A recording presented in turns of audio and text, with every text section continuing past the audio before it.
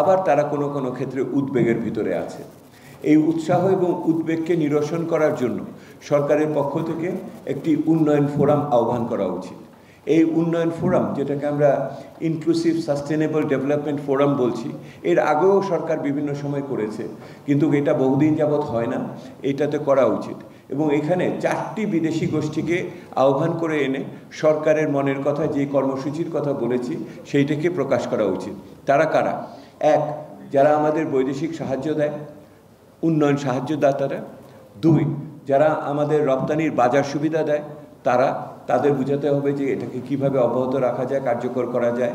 আপনারা জানেন যে এখন শ্রম বিষয়ে বিভিন্ন ধরনের শর্ত ইত্যাদি আসছে, আলোচনা করতে হবে। তৃতীয়ত, যে সমস্ত বৈদেশিক বিনিয়োগকারী বাংলাদেশে বিনিয়োগ করতে চায় কিন্তু পরিবেশের কারণে পারে না, তাদের সাথে আলোচনা করে আশ্বস্ত করতে হবে।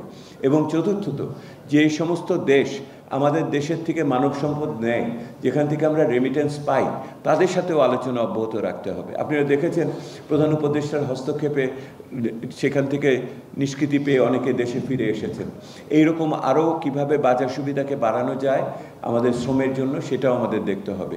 আমরা মনে করি আগামী বছরের প্রথম দিকে যদি এটা হয় এবং এর ভিতরে যদি ওই 5 মাসের মূল্যায়ন এবং 6 মাসের পরিকল্পনা প্রস্তুত হয়ে যায় এবং সরকারের পক্ষ থেকে একটি মধ্যমেয়াদী পরিকল্পনার লক্ষ্যগুলোকে যদি পরিষ্কারভাবে তারা রাজনৈতিকভাবে প্রশাসনিকভাবে ঠিক করে আসতে পারে, তাহলে এইটা উত্থাপন করা যাবে।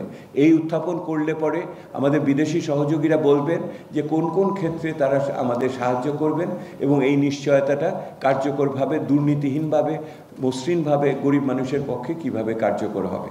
সেহেতু আপনারা দেখছেন আমরা আগামী 6 মাসের একটা 5টি বিষয়কে কেন্দ্র করে একটি পরামর্শ দিয়েছি। এখন আপনারা বলতে পারেন এই পরামর্শ কি সরকার গ্রহণ করবে? সময় বলে দিবে এটার ভিতরে কি হবে।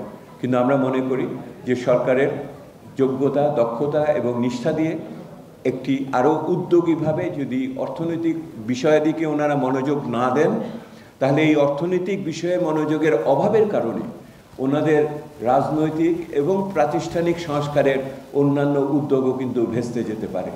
এইটা মনে রাখা খুবই গুরুত্বপূর্ণ। এই দায়িত্ববোধ থেকেই আমরা কথাগুলো বলেছি।